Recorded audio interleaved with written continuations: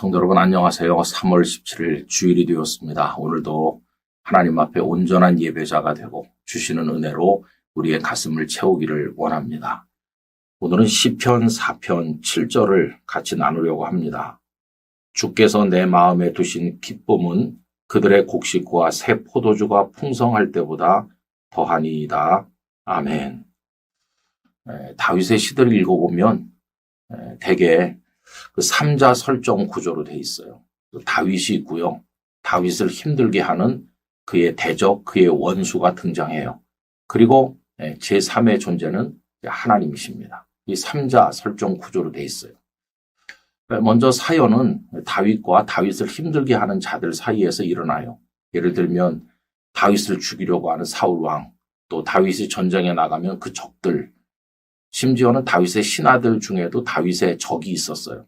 다윗의 마음을 힘들게 하는 사람들, 예컨대 다윗의 뜻에 늘 거스리게 행동했던 요압 장군 같은 사람들이 있잖아요. 다윗은 이들로 인해서 어려움을 많이 겪어요. 어떤 때는 비방을 받고, 어떤 때는 조롱, 어떤 때는 목에 칼을 들이대는 생명의 위협, 어떤 때는 전쟁터에서의 고통, 이런 걸 다양하게 겪어요. 그런데도 그가 그런 어려움 속에서 견딜 수 있었던 힘은 어디서 오느냐 하면 그 제3의 존재이신 하나님으로부터 오는 거예요. 하나님께서 내 마음속에 기쁨을 두신다. 그러면 다윗의 적들은 무엇을 의지하고 삽니까? 그들은 곡식과 새 포도주를 의지하고 살아요. 곡식이 많고 새 포도주가 많으면 그들은 행복해 하죠. 근데 다윗은 하나님이 주신 기쁨으로 행복해 하면서 자신의 마음에 두신 그 기쁨이 저 사람들이 가진 곡식이나 포도주에 풍성한 것보다 훨씬 더 크고 훌륭하다. 이렇게 말해요. 그게 이제 오늘 읽은 본문이거든요. 주께서 내 마음에 두신 기쁨은, 이것은 그들이 가진 곡식과 새 포도주가 풍성한 그거보다 더하다는 거예요. 여러분, 곡식과 포도주는 눈앞에 있는 겁니다. 그런데 기쁨은 눈앞에 있질 않아요. 보이는 게 아니잖아요. 그럼 선택하라고 할 때 사람들은 뭘 선택할까요?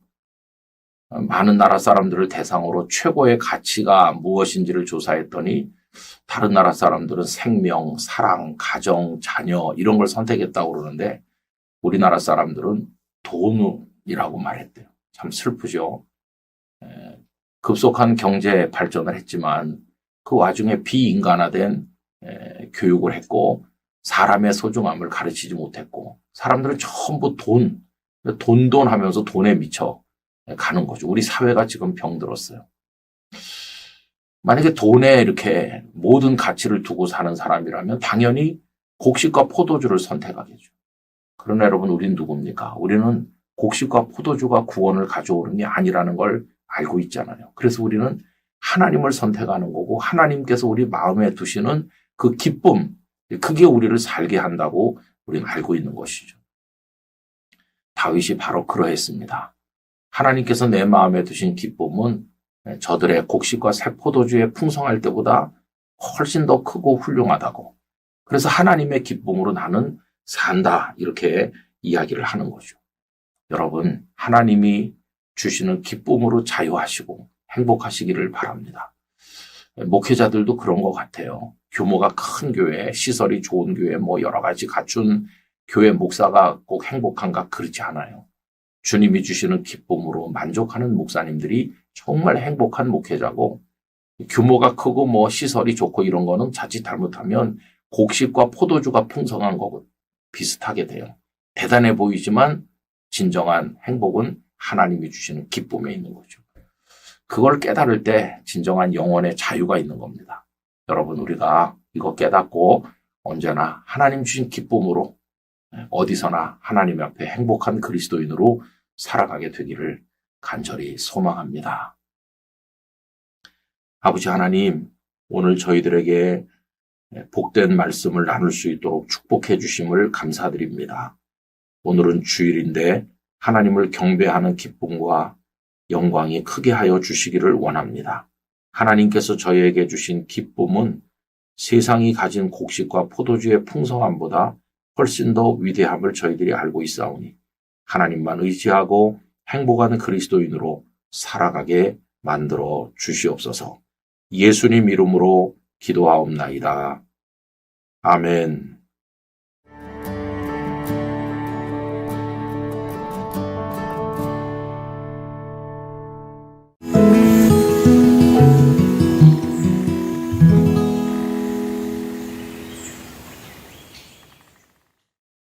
여러분 안녕하십니까? 3월 18일 월요일입니다. 하나님께서 새로운 한 주간을 주셨습니다.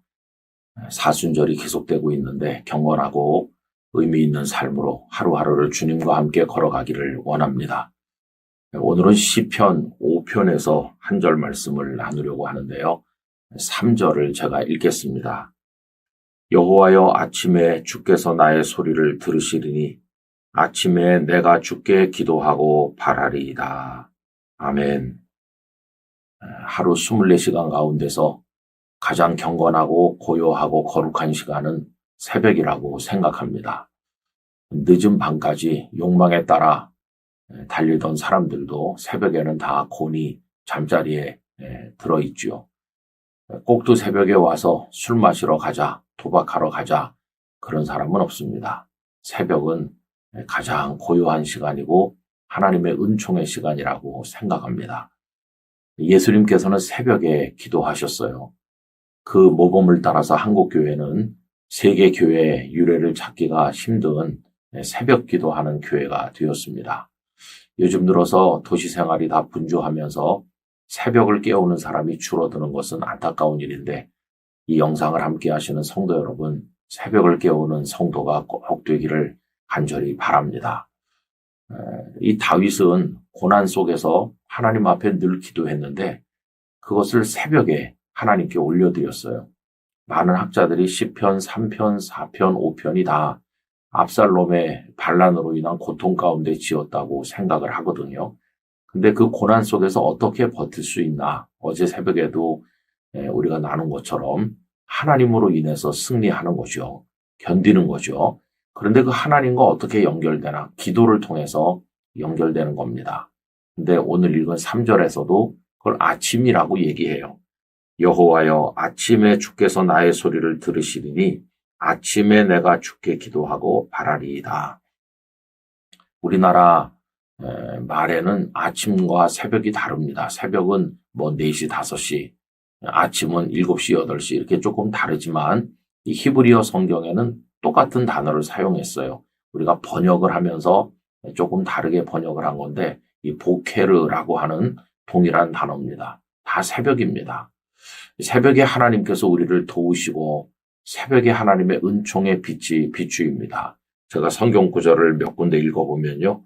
출애굽기 14장 24절 새벽에 여호와께서 불과 구름 기둥 가운데서 애국 군대를 보시고 애국 군대를 어지럽게 하시며 이거는 홍해를 건널 때 일인데 새벽에 하나님께서 애국 군대에게 역사하신 거예요. 그들을 어지럽게 하셔서 이스라엘이 홍해를 잘 건너게 하셨다는 거죠.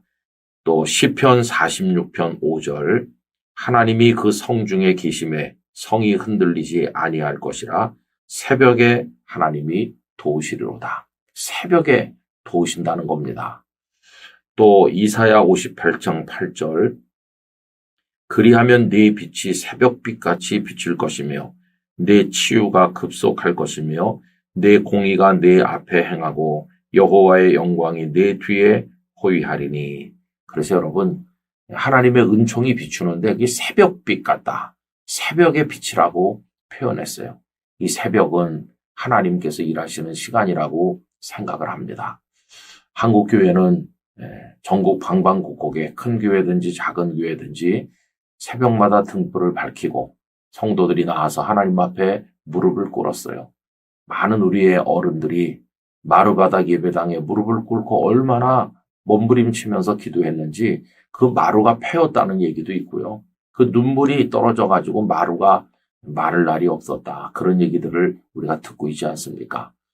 우리 영락교회 성도들을 비롯해서 또 많은 영상을 보시는 분들이 이 새벽의 성도가 되시기를 바랍니다. 예수님을 사랑했던 여인들이 부활하신 예수님을 만난 것도 새벽이었어요. 안식 후 첫날 미명에 아주 이른 새벽에 무덤을 찾아갔다가 부활하신 예수님을 만난 것입니다. 그래서 고단하고 힘들지만 새벽 제단을 꼭 쌓기를 원하고요. 또 본당에서 새벽 기도를 드리는데 가급적이면 많이 오시고 정 어려운 분들은 영상 생중계를 통해서라도 새벽 제단에 참여하기를 원하고 또 토요일은 6시 반에 하면서 좀 많이 모이자 이렇게 하니까 여러분들이 토요일에 다 나오시기를 바라요.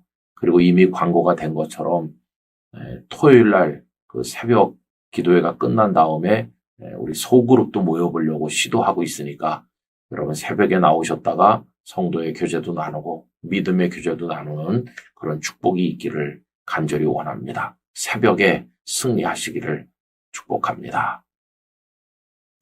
존귀하신 아버지 하나님, 새벽은 하나님께서 일하시는 시간이요. 은총이 임하는 새벽이 될 줄로 믿습니다.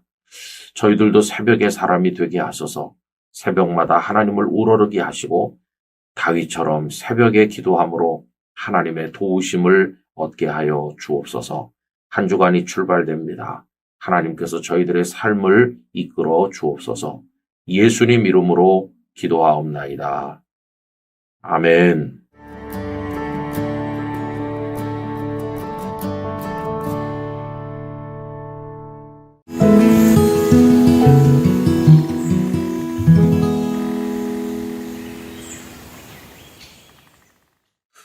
안녕하십니까. 3월 19일 화요일입니다. 오늘은 시편 6편 6절 말씀을 잠시 나누겠습니다. 내가 탄식함으로 피곤하여 밤마다 눈물로 내 침상을 띄우며 내 요를 적시나이다. 여러분, 우리가 살면서 가장 절박한 기도를 드릴 때는 언제일까요? 상황에 따라서 다양할 것입니다. 그 중에 빼놓을 수 없는 것은 큰 질병을 만났을 때 그때도 정말 힘든 나락으로 떨어질 때라고 할 수 있습니다. 성도님들께서 이미 다 아시는 것처럼 저도 중학교 3학년 때 병명도 알지 못하는 그런 질병으로 여러 달 동안 고통을 받은 적이 있습니다. 발병했던 4월부터 기도를 드렸지만 처음의 기도는 형식적 건성의 기도였다고 생각이 듭니다. 그러다가 여름이 지나 가을이 되면서 기도가 점점 절박해졌습니다. 간절해졌습니다. 그때 저는 기도라고 다 같은 게 아니구나 하는 것을 생각하게 되었습니다. 시편에는 전부 7편의 참회시가 있다고 분류하는데 오늘 우리가 읽게 되는 시편 6편도 그 참회시 중에 하나로 분류되고 있습니다. 딱히 어떤 죄 때문에 참회를 하게 되었는지는 정확히 밝혀지지 않지만 그러나 이때 다윗이 무척 어려웠던 것은 알 수 있는데 하나님의 진노를 받았다 이렇게 얘기합니다. 1절에 보면 여호와여 주의 분노로 나를 책망하지 마시오며 주의 진노로 나를 징계하지 마옵소서. 그리고 어느 정도 짐작할 수 있는 것은 그가 지금 질병으로 고통받고 있다 하는 겁니다. 몇 군데를 찾아보면요. 2절에 여호와여 내가 수척하여 싸우니 내게 은혜를 베푸소서. 여호와여 나의 뼈가 떨리오니 나를 고치소서. 수척했다, 뼈가 떨린다. 이런 표현이 질병을 의미하는 것 같습니다. 우리는 다윗이 골리앗을 이기고 전쟁터의 영웅이기 때문에 그가 병들 수도 있는 이 사람이었다는 것을 잊을 때가 있는데 그도 연약한 육체를 가진 사람이었죠. 이런 육신의 고통은 영혼의 고통으로 옮겨지게 되는데 3절에 보면 나의 영혼도 매우 떨리나이다. 이렇게 얘기합니다. 몸도 아프고 마음도 아프고 이제 그런 것이죠. 심지어는 죽음까지도 생각했어요. 5절에 보면 사망 중에서는 주를 기억하는 일이 없사오니 스올에서 주께 감사할 자 누구리이까. 하나님 나 죽고 나면 하나님을 향해서 감사를 드릴 수도 찬양을 드릴 수도 없어요. 내가 지금 죽음의 위협 앞에 있습니다. 이런 탄식이죠. 오늘 읽은 6절 말씀은 이런 상황에서 눈물로 하나님 앞에 나간다는 겁니다. 다시 한번 6절 읽으면 내가 탄식함으로 피곤하여 밤마다 눈물로 내 침상을 띄우며 내 요를 적시나이다. 여러분, 깊은 나락에 떨어진 적이 있으시죠? 질병이든지 그것이 경제적인 문제든지 무엇이든지 이 영상을 함께하는 분들도 아주 어려운 협곡의 깊은 곳에 빠진 것 같은 분들이 계실 거예요. 이때 필요한 게 뭘까요? 다윗처럼 눈물로 요를 적시는 부르짖음이 필요한 것이죠. 하나님께서는 우리의 눈물에 응답하십니다. 그래서 8절에 보면 여호와께서 내 울음소리를 들으셨도다. 참 마음이 아프면서도 여기서 소망을 발견하죠. 우리의 울음소리를 들으시는 하나님이세요. 가끔 보면 이유가 뭔지 모르지만 기도회 시간에 나와서 흐느껴 우는 성도들을 봅니다. 그 사연이 뭔지는 알 수 없지만은 간절한 마음이 생겨요. 하나님, 저 성도의 울음소리에 귀를 기울이시고 저 눈물을 하감하여 주시옵소서. 오늘 우리들의 문제는 눈물이 마른 것입니다. 하나님 앞에 울 줄을 몰라요. 저는 이 영상을 함께하는 모든 분들이 하나님 앞에서 눈물을 회복하기를 원하고 그것이 회개의 눈물이든 부르짖음의 눈물이든 우리의 눈물에 하나님께서 응답해 주시기를 간절히 원합니다. 깊은 곳에서 하나님을 만나는 은혜의 체험이 있게 되기를 진심으로 소원합니다. 아버지 하나님, 그것이 질병이든 무엇이든 하나님의 진노를 받는 것 같고 희망이 없는 것처럼 깊은 나락에 떨어졌을 때 저희들에게 하나님을 향한 믿음을 주셔서 눈물로 부르짖게 하여 주시옵소서. 저희의 눈물에 응답하시고 울음소리를 들으시는 하나님이시요. 저희들의 기도를 들으시고 저희를 고난 중에서 건져 주시옵소서. 예수님의 이름으로 기도하옵나이다. 아멘.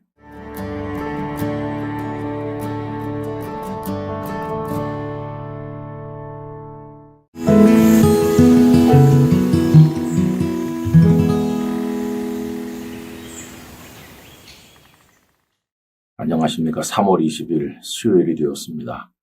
사순절 잘 보내고 계시죠? 오늘도 경건한 하루가 되기를 원합니다. 오늘은 시편 7편 8절을 읽으려고 하는데요. 여호와께서 만민에게 심판을 행하시오니 여호와여 나의 의와 나의 성실함을 따라 나를 심판하소서. 아멘. 이 세상에서 가장 무서운 것 중 하나가 말입니다. 사실과 다른 말, 또 상대방을 공격하는 말은 얼마나 무서운지 알 수 없어요. 여러분, 사실은 그렇지 않은데 왜곡된 말로 비난을 받을 때, 그래서 인격이 침해당하고 억울한 일을 당할 때 얼마나 힘이 드세요. 저도 뭐 그런 일이 여러 차례 있었어요. 목회를 하다 보면 오해하는 분들도 많이 있고 사실과는 무관하게 비난하는 이들을 만날 때도 많이 있었습니다. 도와주고 욕을 얻어먹는다든지 또 전혀 그렇지 않은데 제가 무슨 특정한 자리를 노리고 있다든지 이런 식으로 말하는 사람들을 이제 볼 때가 있었거든요. 어떻게 일일이 다 찾아다니면서 아니라고 말할 수 있겠습니까? 속은 상하지만 어쩔 수 없는 그런 일들을 많이 당했어요. 이 시편 7편 이때도 다윗이 그러했던 것 같습니다. 그 표제어를 보면 다윗의 시가요온 베냐민인 구시의 말에 따라 하나님께 드리는 기도라고 되어 있는데 시가요온이 뭔지는 정확히 알 수 없으나 어떤 학자들은 그 어원을 분석을 해서 슬픔의 노래라고 이야기해요. 아닌 게 아니라 그 흐르고 있는 분위기가 참 화가 나고 슬픈 그런 분위기인 것은 맞습니다. 또 베냐민인 구시가 나오는데 이 구시라는 사람이 다윗을 마구 공격했던 것 같아요. 근데 우리가 주목할 것은 그가 베냐민 지파 사람이라는 겁니다. 사울 왕이 베냐민 지파죠. 그러니까 그는 왕의 지파, 어쩌면 왕족이었을 수도 있어요. 그런데 잘 아시는 것처럼 다윗은 사울에게 1등 공신 아닙니까? 골리앗을 이김으로 나라를 구원했고 사울 왕을 대신해서 무수한 전쟁터를 누빈 사람이죠. 게다가 사울 왕의 사위이기도 하지 않습니까? 사울이 가장 사랑해줘야 될 사람이 다윗인데 정반대로 다윗의 잘못이 없음에도 불구하고 그를 죽이려고 얼마나 집요하게 추격했습니까? 그로 인한 고통은 이루 다 말할 수가 없어요. 그럼 억울한 고통을 받고 쫓기고 있는 상황인데 여기 구시 같은 사람이 등장해서 사람들을 선동하면서 저 다윗은 죽어 마땅하다. 나쁜 사람이다. 우리나라의 해가 된다. 왕에게 도전한다. 이런 식으로 퍼붓는다면 얼마나 억울할까요? 지금 다윗이 그런 일을 당하고 있었다 하는 생각이 드는 것이죠. 여러분, 이런 상황을 만났을 때 어떻게 하는 게 옳겠습니까? 이때 다윗은 하나님을 바라보았어요. 하나님은 심판자이시다. 이 전후 사정 무엇이 옳고 그른지 누가 억울한 피해자인지 하나님을 알고 계시다. 그래서 하나님을 심판자라고 얘기해요. 그러면서 이제 오늘 읽은 말씀 8절에 보면 여호와께서 만민에게 심판을 행하시오니 하나님이 심판하시는 거예요. 그래서 그래 누가 옳고 누가 그른지 하나님께 한번 심판을 받아보자. 나를 무조건 잘 봐달라는 게 아니고 나도 하나님 앞에 심판을 받아보겠다 이렇게 얘기해요. 그래서 8절 후반부에 보시면 여호와여 나의 의와 나의 성실함을 따라 나를 심판하소서. 하나님 제가 정말 저런 비난을 받고 욕을 당해도 마땅한지 제가 정말 악하게 살았는지 저를 심판해 주세요. 이렇게 얘기하는 거죠. 하나님께 옳고 그름을 가려달라고 맡기는 심판에 자신을 맡기는 그런 용기를 내려면 어떻게 해야 될까요? 그것은 의롭게 살아야 되고 성실하게 살아야 되는 거죠. 하나님 앞에서 떳떳하고 자부심이 있을 때 하나님 나를 심판해 주세요. 내가 정말 저런 비난을 받아 마땅한지 한번 봐주세요. 이럴 수 있는 거지. 의 대신 악을 행하고 성실함 대신 온갖 죄악을 행하고 있다면 어떻게 하나님 저를 심판해 주세요. 이렇게 말할 수 있겠습니까? 여러분, 우리 일단 다른 사람이 우리에게 뭐라고 나쁜 말을 하든지 그건 뒤로 밀어놓고 우선 중요한 것은 우리 자신이 하나님 앞에서 의롭게 사는 겁니다. 성실하게 사는 겁니다. 부끄러울 것이 없이 사는 겁니다. 믿음으로 사는 겁니다. 그렇게 살다 보면 하나님은 다 알고 계세요. 하나님은 공정한 재판장이시고 모든 걸 정확히 판단하시는 분이시기 때문에 우리의 억울함도 풀어주실 분이세요. 그래서 사람 붙들고 시시비비 가리면서 뭐 내가 억울하니 이렇게 말하지 말고 우리 하나님 앞에 다 맡깁시다. 그러면 가장 공정하신 하나님께서 옳은 사람의 손을 들어주실 때 우리도 우리의 손을 들어주시는 하나님의 은혜를 얻게 되기를 원합니다. 아버지 하나님, 살다 보면 억울한 비난과 모욕을 당할 때가 많이 있고 저희들은 분을 참지 못할 때가 많이 있지만 그러나 하나님은 공정한 재판장이시니 하나님께 모든 걸 맡겨 판결을 받기를 원합니다. 그러기 위해서 하나님 앞에 의로 살게 하시고 성실함으로 사는 저희들이 되도록 은혜를 주시고 사람끼리 시시비비 가리느라고 갈등하지 말고 하나님 앞에 의로운 사람으로 서게 하여 주시옵소서. 예수님의 이름으로 기도하옵나이다. 아멘.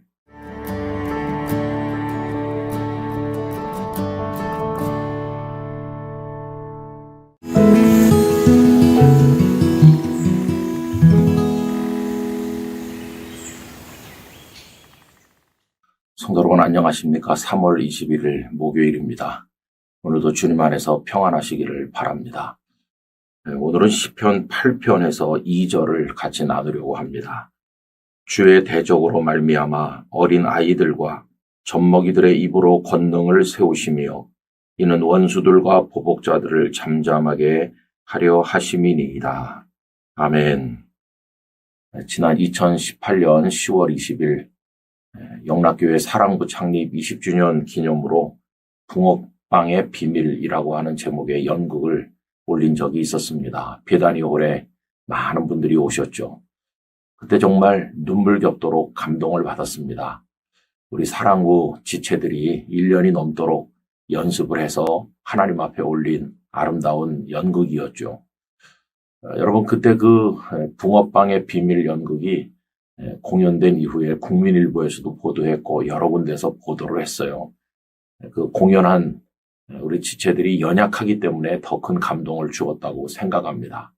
그때 사랑부는 우리 사랑부 학생 53명, 그리고 교사 77명, 그리고 학부모님 30명 이렇게 해서 성경을 필사해서 그 필사본 성경을 교회에다 기증하기도 하였습니다.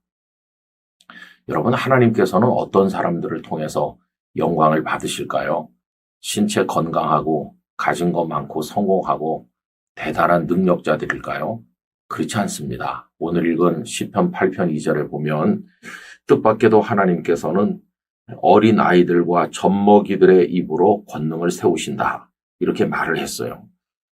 유감스러운 것은 세상에 훌륭하고 강해 보이는 사람이 많은데 문제는 이 사람들이 하나님을 사랑하지도 경외하지도 않고 하나님을 찬송하지도 않는다는 것입니다. 오히려 그들은 자기가 신이 돼서 자신의 그 대단한 능력을 과시하며 사람들에게 영광을 받으려고 하는 것입니다. 그런데 젖먹이들과 어린 아이들로 대변되는 약자들, 연약함이 많은 사람들은 자기 자신을 드러낼 게 없다 보니까 하나님만 의지하고 하나님을 높이는 거죠. 그들은 하나님의 은혜로 자신이 살고 있다고 생각해요. 그래서 우리 기독교 신앙 안에 묘한 갈등이 있는데 하나님의 복을 받아서 강성하게 되는 측면이 없지는 않아요. 그러나 반대로 연약한데 하나님의 은혜를 받는 또 감동이라고 하는 게 있어요. 우리들은 다 하나님 안에서 강자가 되기를 소원하지만 그런 사람들은 대개 은혜로부터 멀어지기가 쉽고 늘 연약한 이들이 하나님의 품을 그리워하며 하나님의 사랑 가운데 거하려고 기도하고 하나님을 찾게 되는 것이죠. 여러분, 오늘 읽은 이 시편 8편 2절 말씀을 예수님께서 예루살렘에 입성하신 이후에 성전에서 대제사장들 앞에 말씀하신 바가 있어요. 예수님 예루살렘에 입성할 때 사람들이 호산나 노래를 불렀지 않습니까? 그리고 또 성전에 들어가신 예수님께서는 그 장사치들을 다 쫓아내셨죠. 그때 어린 아이들이 뛰어놀면서 노래를 불렀는데 대제사장들과 서기관들이 와서 도대체 이게 무슨 짓이냐 하는 식으로 이야기했을 때 예수님께서 시편 8편 2절의 말씀을 인용하셨습니다. 제가 마태복음 21장 15절로 16절을 읽어드립니다. 대제사장들과 서기관들이 예수께서 하시는 이상한 일과 또 성전에서 소리질러 호산나 다윗의 자손이여 하는 어린이들을 보고 노하여 예수께 말하되 그들이 하는 말을 듣느냐? 예수께서 이르시되 그렇다. 어린 아기와 젖먹이들의 입에서 나오는 찬미를 온전하게 하셨나이다 함을 너희가 읽어본 일이 없느냐 하시고. 여기 예수님의 말씀 가운데 어린 아기와 젖먹이들의 입에서 나오는 찬미를 온전하게 하셨나이다. 이 말씀이 시편 8편 2절을 인용한 말씀인 것이죠. 여러분, 하나님을 대적하는 강자와 하나님을 경외하는 그리고 찬송하는 약자 가운데 선택을 해야 되는 그런 구도가 펼쳐진다면 어느 쪽에 서시겠습니까? 우리들은 우리 자신이 약자든 강자든 그런 조건에 상관없이 언제나 하나님 앞에 겸손하게 서야 합니다. 그리고 하나님을 높여 찬양해야 합니다. 우리 모두가 어떤 형편에서든지 하나님을 높이는 하나님의 사랑받는 사람 되기를 간절히 소원합니다.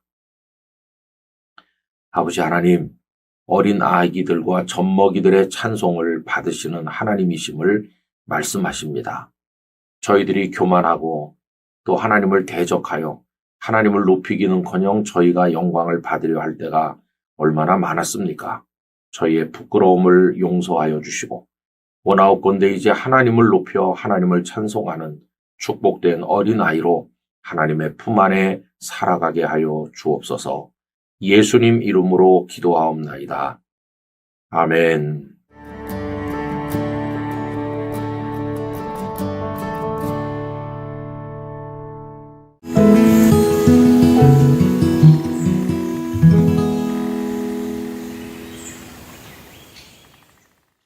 성도 여러분 안녕하십니까? 3월 22일 금요일입니다. 이제 다음 주가 아니면 고난주간이고 또 부활절이 다가옵니다. 이제 사순절도 끝자락으로 접어드는데요. 우리 예수님을 따라가는 삶의 걸음이 오늘도 잘 이어지기를 원합니다. 오늘은 시편 9편 20절 말씀을 읽으려고 합니다. 여호와여 그들을 두렵게 하시며 이방 나라들이 자기는 인생일 뿐인 줄 알게 하소서. 아멘. 제 부친께서는 평양에 조모와 아내 그리고 7남매를 둔 채로 이 땅에 내려오신 이산 가족이었습니다. 얼마나 그 마음이 힘들었겠습니까? 평생을 가족의 얼굴을 대면할 날을 기다리며 사셨지만 100세까지 사셨음에도 결국은 가족들을 만나지 못하고 하늘나라로 가셨습니다.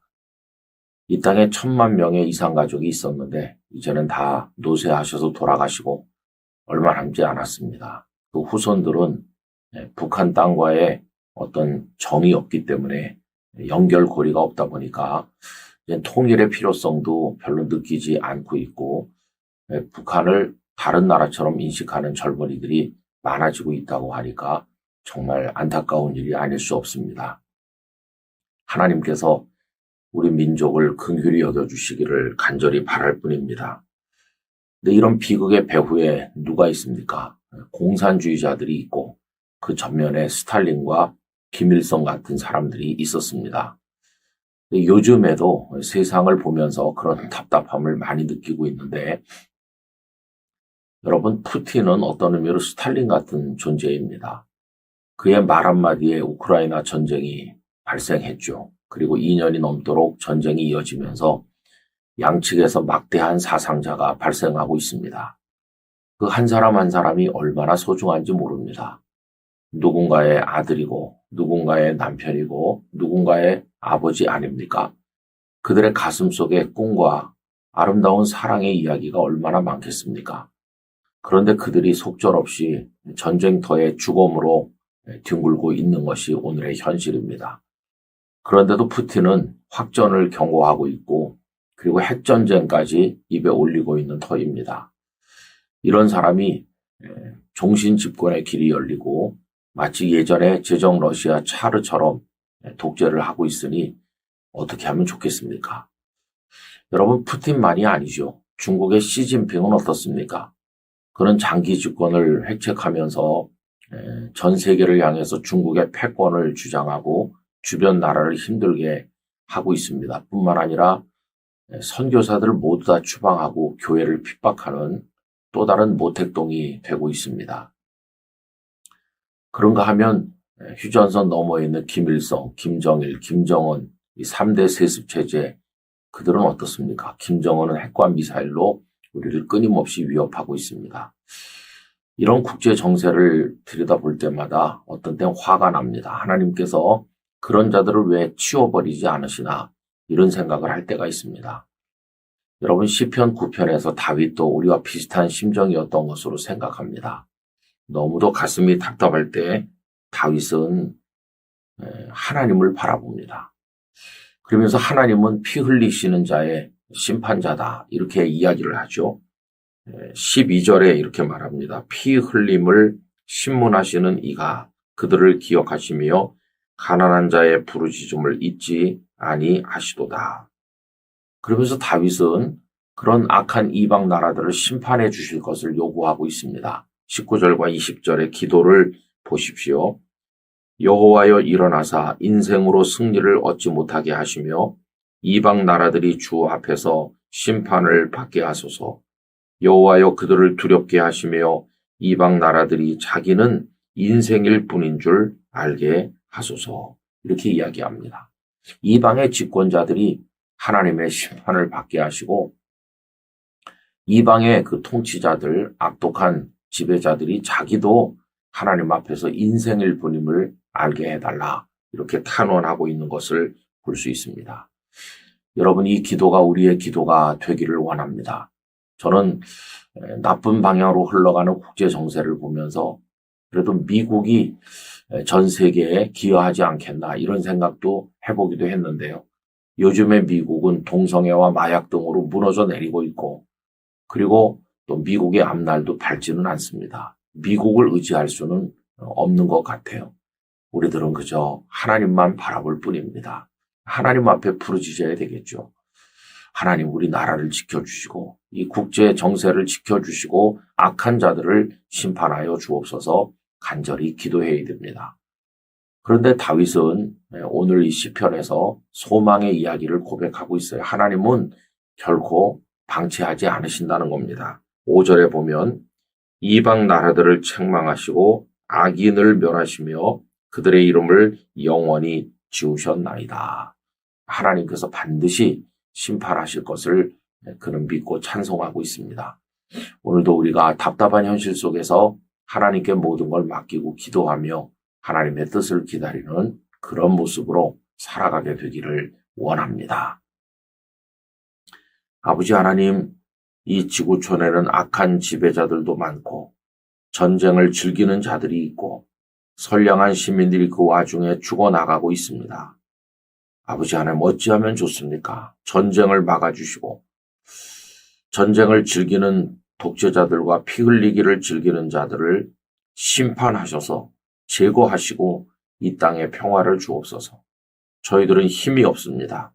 하나님께서 개입하시지 않으면 해결될 수 없사오니 아버지 긍휼히 여겨주시고 북한의 악한 정권도 무너지고 백성들이 기쁨으로 살아갈 날 복음 통일의 그날을 허락하여 주옵소서. 예수님의 이름으로 기도드리옵나이다. 아멘.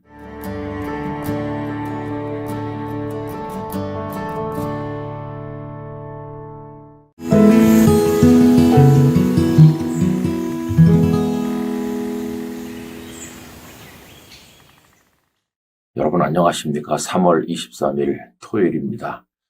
내일은 종려주일이고 예수님께서 예루살렘에 입성하신 것을 기념하면서 지키는 주일입니다. 우리 예수님께서 영상을 함께 하시는 모든 성도님들 마음속에 임하여 오실기를 간절히 바랍니다. 오늘 우리가 같이 나눌 말씀은 시편 17절이 되겠습니다. 여호와여, 주는 겸손한 자의 소원을 들으셨사오니 그들의 마음을 준비하시며 귀를 기울여 들으시고. 아멘.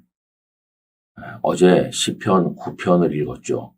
그런데 9편에 이어서 시편 역시 비슷한 내용을 담고 있습니다. 강한 자에 의해서 약한 자가 핍박을 당할 때 하나님께서 돌아보아 주시옵소서 하는 그 주제가 이렇게 같이 흐르고 있어요.